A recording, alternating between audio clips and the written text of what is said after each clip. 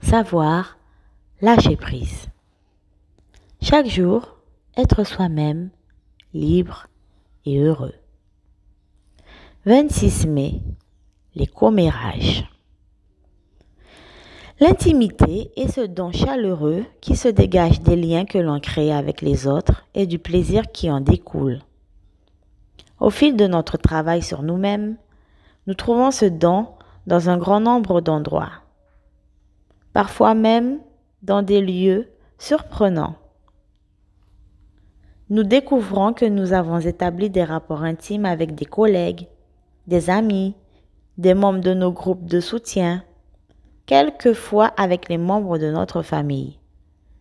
Beaucoup d'entre nous découvrent l'intimité dans une relation amoureuse particulière. L'intimité n'est pas sexuelle, même si le sexe est un caractère intime. L'intimité consiste en relations mutuelles, honnêtes, chaleureuses, affectueuses et sécurisantes. Des relations où l'autre personne peut être elle-même et où nous pouvons aussi être nous-mêmes, qui accordent la même valeur aux deux partenaires. Parfois, des conflits surgissent. Ils sont inévitables.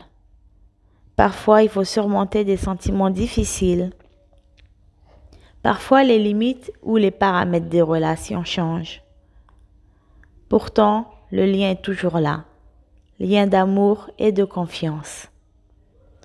Beaucoup de choses entravent l'intimité et les relations intimes. Les addictions et les mauvais traitements freinent l'intimité. Les problèmes non résolus liés à la famille l'empêchent.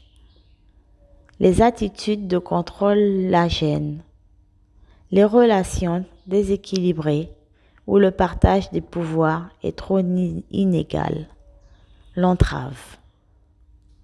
L'investissement personnel peut la freiner. Le harcèlement, le retrait et le refus de communiquer peuvent lui nuire. Il est ainsi d'un comportement simple comme le commérage. Par exemple, le commérage à propos d'une autre personne visant à la diminuer et par le biais de nous valoriser nous-mêmes ou de porter un jugement sur cette personne. Le fait de discuter des problèmes d'une autre personne, de ses manques et de ses échecs devant autrui aura une incidence négative prévisible sur la relation. Nous méritons de profiter de l'intimité retrouvée dans le plus grand nombre de relations possibles. Nous méritons des relations sans sabotage. Cela ne signifie pas qu'il faut marcher la tête dans les nuages, mais bien qu'il faut nous efforcer de discuter d'autrui sans arrière-pensée.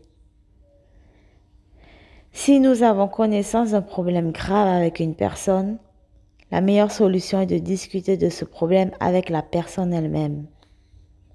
Une conversation franche et directe détend l'atmosphère, conduit à l'intimité, à la bienveillance des sentiments à notre égard, tant qu'à l'égard de nos relations avec autrui.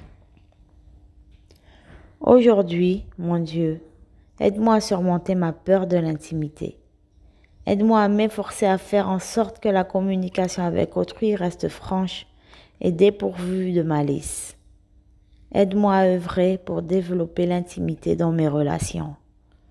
Aide-moi à faire face à mes sentiments aussi directement que possible.